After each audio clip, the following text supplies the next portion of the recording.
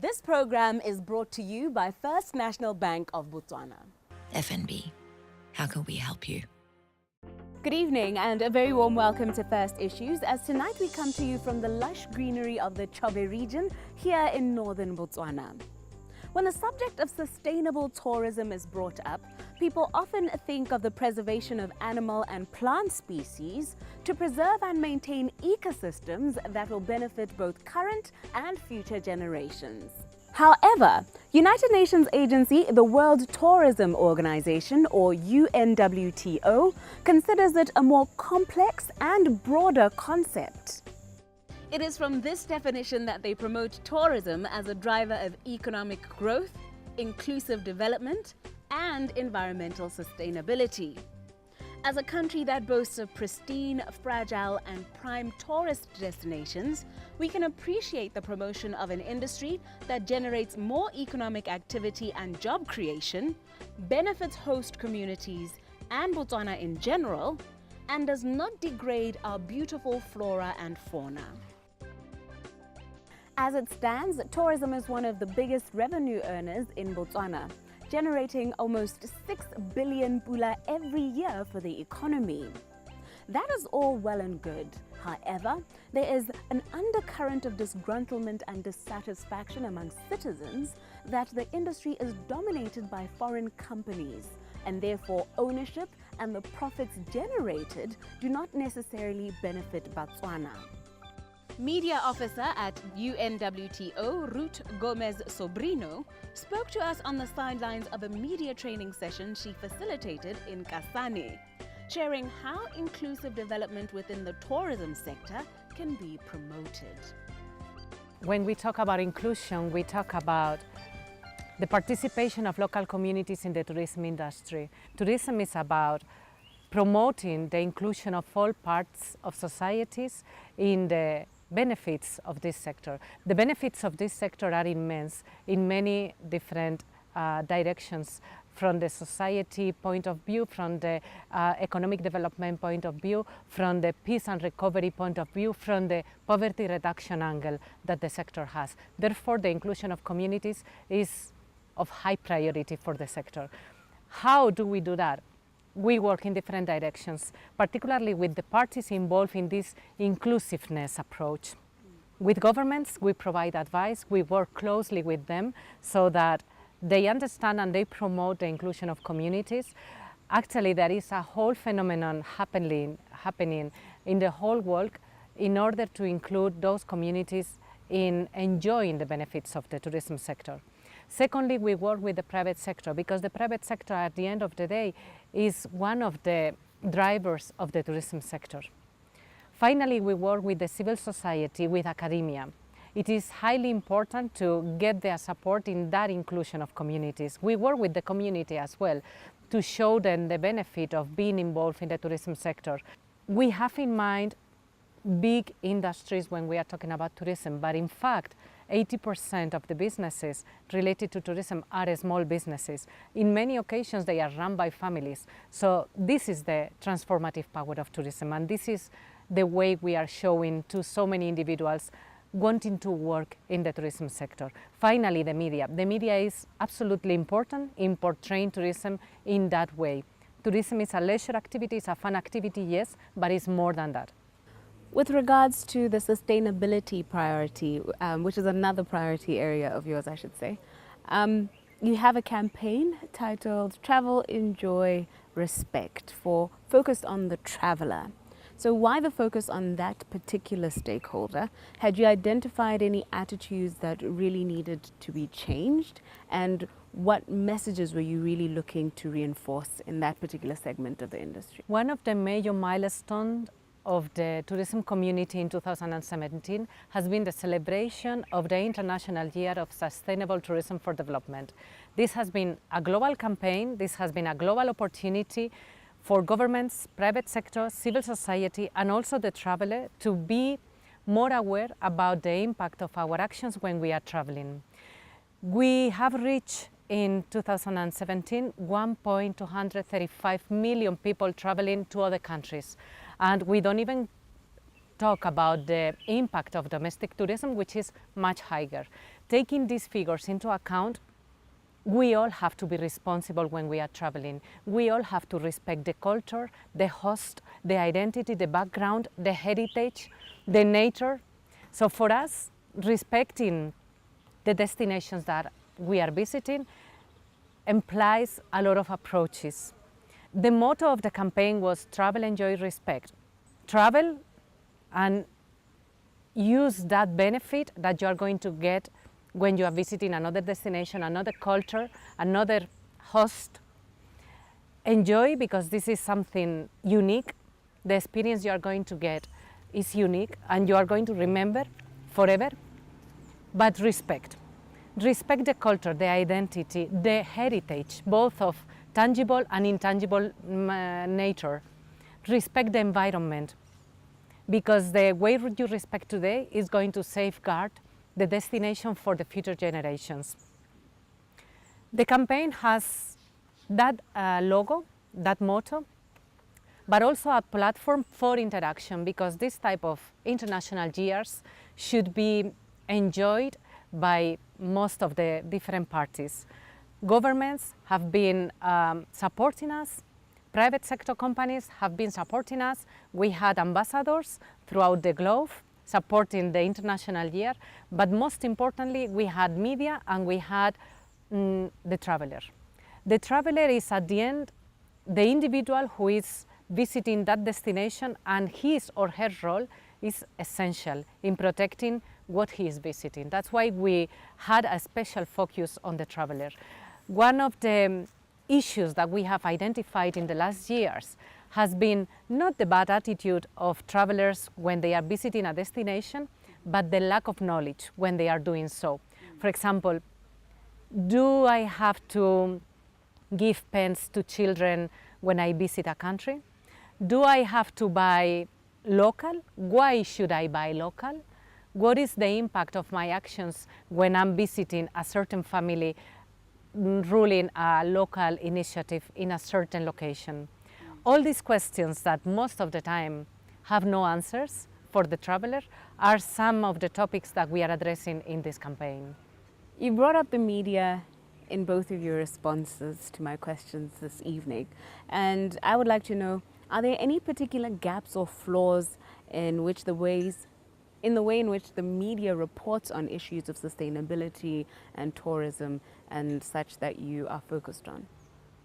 Not only for the media, but I could say for many parties working at government level, at private sector level, at civil society level, there is still a misunderstanding of the concept of sustainability, because it is actually a new concept that most of us still do not understand in its complexity. Sustainability means the environmental angle, but also the cultural, the economic, and the social angles. So without this complex approach, without this complete approach, the sustainability approach will not be implemented in the right manner. Now, when talking about the media, the difficulties and the challenges that the media is facing when covering sustainable tourism or tourism as a whole, because for us, tourism and sustainability come together, are similar in all parts of the world. And I see this in most of the meetings and conferences in which media is one of our major partners. That's why I mention the media often, because it's not only the messenger of our content, but also a partner of our work. And we need the support of the media. So what I hear and what I see in my exchanges with the media is that lack of information, lack of knowledge, lack of capacities, lack of resources are transversal problems, transversal difficulties when they are covering certain technical topics. And sustainable tourism is a technical topic, we have to assume that. We are not talking about promotion of countries only. We are talking about particular initiatives taken by local communities. We are talking about certain initiatives ruled by certain governments. We are talking about private sector engagement in being more sustainable, more responsible with the environment. We hope you have a broader understanding of the term sustainable tourism. Do stay with us. Up next is yet another issue of interest.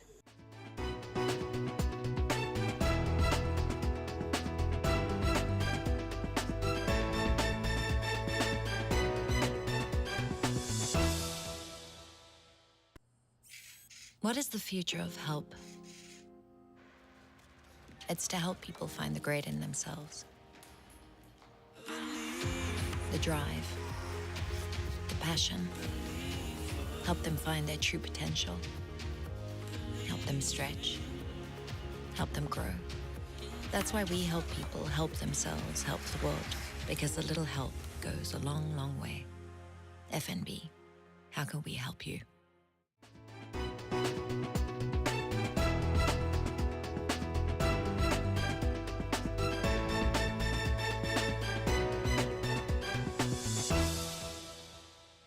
Ra la amogela gape mo first issues. Gantsi ga go buiwa ka letlhoko la ditlamelo, batho ba tlalwa ke mafelo a e leng gore go tshelwa ka go gelela metsi ka diemere kgotsa go bala ka lesedi la kerese. Ga ba tlale ke dikakanyo tsa diketekete tsa Batswana ba ba nnang mo mafelong a senang makalana a dibanka kgotsa la ile yone ATM tota. A tshwana le bo Suapen, Totome, Shoshong, Masunga le a mangwe fela jalo. Maitsebeng ano re bua le Re Southwell Mbongwe go tswa ko FNB ka lenaneo lengwe la bone le lesha le le tla bong le tokafaletsa batho ba le bantsi matshelo mo pakeng e. E bong FNB Bank on Wheels. Bank on Wheels, as the name suggests, is essentially a branch that is mobile. Kore ke le kana la banka le leng gore re la getse mo kolotsaneng kana nka re le toroko. Mme hala ke banka as you know it, and it's able to traverse the country. So ke banka e leng gore nkare it's moving. Re khwana re aga re le ha re le mo Gaborone be re etsa ra go berekela go gongwe outside Gaborone. As FNB tota hela we've realized gore the area still re garna nkare presence teng gore ga re yo go tsone. And mafelo a ke mafelo a leng gore tota mme re na di customer teng. Ya no re lemogile go le botlhoka gore we need to build something that is very, very agile, something that is very mobile, and that allows us to reach areas still re garna presence teng. What services will be available to Botswana through FNB's Bank on Wheels? Re tla be re kgona go dira eng le eng? Tota, as the name suggests, it's just a bank, it's just that it's mobile. So your traditional banking service wa go di tlhala ko the Bank on Wheels. You've got sales and service functioning thing. You're able to open an account. You're able to do teletransactions. We've equipped it with a mobile, with an ATM and a deposit-taking ATM, which means you are able to both conduct deposits and withdraw cash. You're able to open accounts. You're able to apply for loans. It could be maybe a West Bank facility. So all the banking services that we offer at a traditional branch are available at the mobile bank. Re ka solofela go e bona kae le kae mo pakeng e ya festive. Due to the mobility ion, what we are doing is that as we speak, the Bank on Wheels say ko Masunga. What we do is that, before a traveler, we contact that community via radio and newspaper ads, and we go and operate there for maybe a week or so. We've operated go Totome for about 10 days. We are now moving to Masunga. From Masunga, we'll be going to Soa. And then our next stop thereafter, Bobonong, which will see us going into the end of the year. And thereafter, we'll communicate a new schedule altogether. Our anticipation is that in the next year, commencing January, February, we'll traverse almost the entire country in areas where we don't have presence. A ba re ka kgona go dira sengwe le sengwe se re ka se dirang le gone mo first place tota? Absolutely. Tota, everything that you do at a branch, at the mobile bank. So all the services that we are offering, like I mentioned at your traditional branch, will be offered on the mobile bank. Are Mbongo o rela gore le madi a koloi ya Keresemose re ka bona ko FNB Bank on Wheels. Emma, ga o le ready go apply loan ya koloi, we're able to assist you. A banni ba mafelo a tshwana le bo Soa Town, Totome le Masunga. A ba ka solofela go tswelela ba akola lekalana le la FNB Bank on Wheels. Maikaelelo a FNB ke afe? Ba ka tswelela ba solofela jalo. Tota ebile a ka re bua jana, we are visiting Totome and Masunga for the second time. The initial visits were done sometime in October. By January, February 2019, we intend to share a broader schedule in which we'll include other areas in the country, including Totome and Masunga, because there's been great excitement in those areas. Every time when we leave, the first thing that they asked us is, when are you coming back? So we'll definitely come back to those areas. As a TESME, we've just recently launched another product. It's called Cash Plus. Loane, as we start the year, is something that will be aggressively marketing, something that will take out there to the market. And the intention is for Cash Plus to also complement the Bank on Wheels, but we'll provide further details on that in the near future. A FNB Bank on Wheels ke ya di-customer tsa FNB fela kgotsa le thusa banni ba mafelo a botlhe le thusa motse otlhe kana jang? You know, we've operated for some time now in Totome and Masunga. More and more customers are walking in, opening new accounts, and these are customers that were not banking with us previously. So that is to demonstrate that it's open to the public. Ke tseela gore le ikutlwetse gape le tla ikatumetsa le ditlamelo tsa FNB Bank on Wheels. Do stay tuned, there's more to come after the break.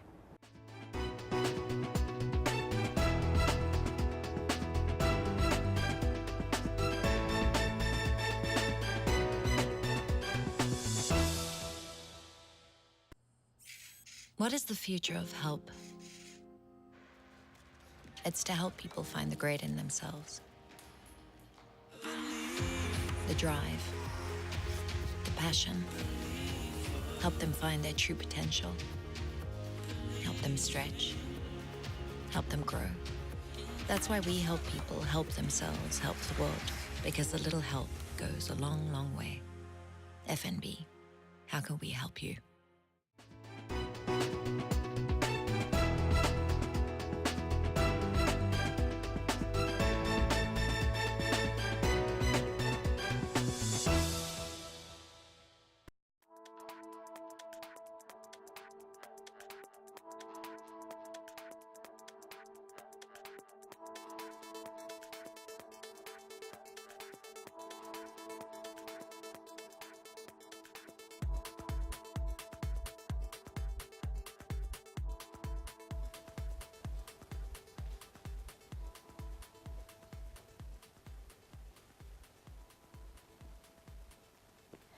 Welcome to yet another installation of our series, Own Your Day, Own Your Life. Professor Kiran Bhagat has guided us as to the healthy options or healthy choices to make from the very moment we open our eyes in the morning and at various points throughout the day. Tonight he advises us on the best way to get a good night's sleep, an important yet frequently overlooked aspect of overall health. There is very little sympathy given to people who fall asleep on the job, who are irritable, and slow on their feet at their workplace, no matter the cause.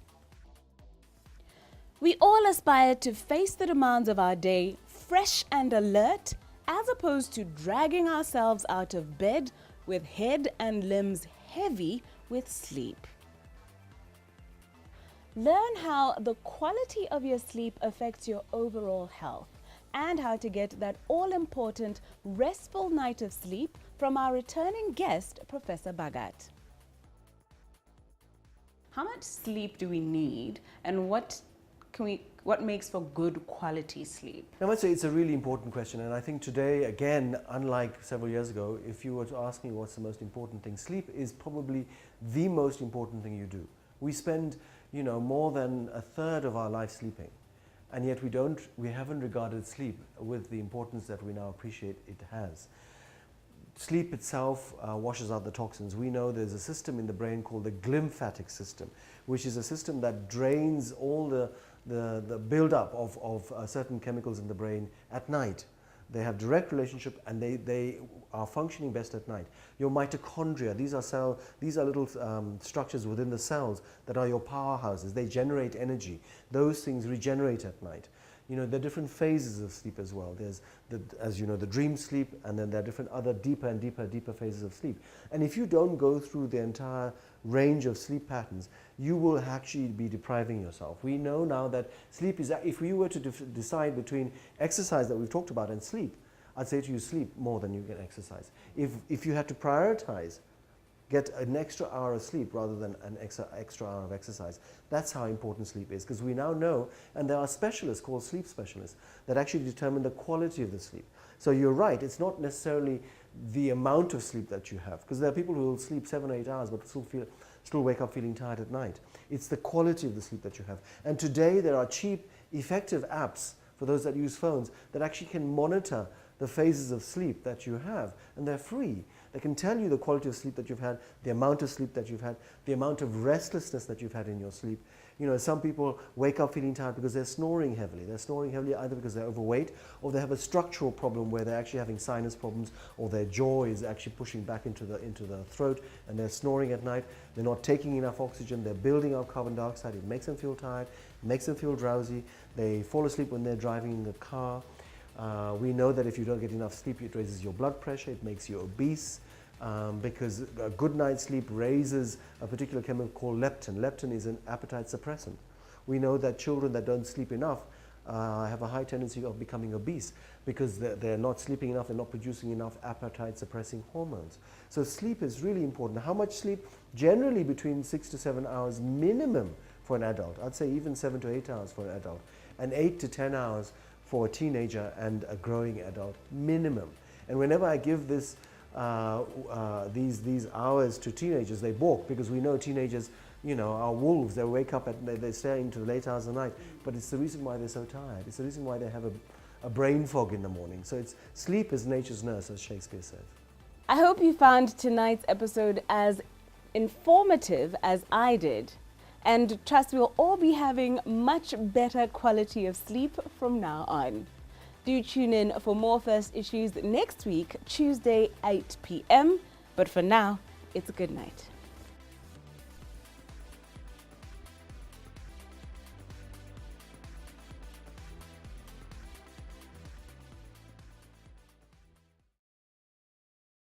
This program was brought to you by First National Bank of Botswana.